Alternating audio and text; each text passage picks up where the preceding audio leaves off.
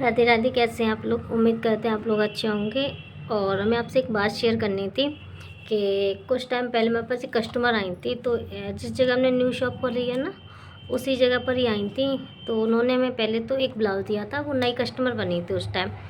तो उन्होंने कहा था मैं आपसे पहली बार सिलवा रही हूँ, बाकी का अगर मैं फिनिशिंग वगैरह अच्छी लगी तो आगे और भी ब्लाउज़ भेजेंगे। तो हमने उनको ब्लाउज़ उनकी पसंद से बना के दिया था। उनको सबको समझ में भी आया। तो उन्होंने बाद में 4 ब्लाउज़ हमें दिए थे अपने घर पर बुला के।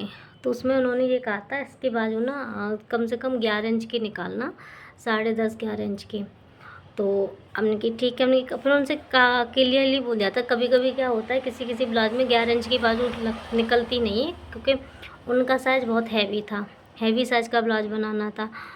तो उन्होंने की तो ठीक है देख कोशिश कर लेना। उनकी ठीक है।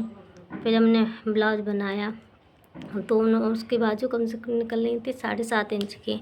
तो हमने उनसे बोला था कि आपकी बाजू 7.5 इंच की निकल रही है। तो उन्होंने कहा तो देख लो आप निकाल दो, उसमें निकल जाएंगी। हमने की दीदी नहीं निकल रही, अगर निकालेंगे तो जोड़ जोड़ पड़ेगा।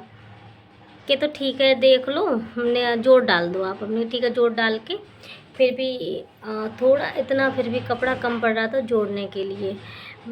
तो हमने अपनी तरफ से एक हमारे पास उसी से मिलता जुलता कपड़ा रखा था, वो नीचे की साइड में लगा दिया। तो इशू नहीं था, क्योंकि वो कपड़ा अंदर को साइड में दब गया था। तो उन्होंने कहा तो ठीक है लगा दो। हमने लगा दिया, उनको समझ में भी आया सब कुछ। तो अब हमें यही कहना चाहते, फिर बाद में पैसों की बात आई तो उन्होंने कहा देख लो आप कम कर लो थोड़ा। तो हमने कहा दीदी कम कैसे कर सकते, इसमें बहुत ज़्यादा जोड़ भी पड़े हैं, प्लस क्या है कि मेहनत भी बहुत ज़्यादा लगती है जोड़ डालने में। 3 4 जगह जोड़ डले थे, कपड़ा जोड़ा भी था।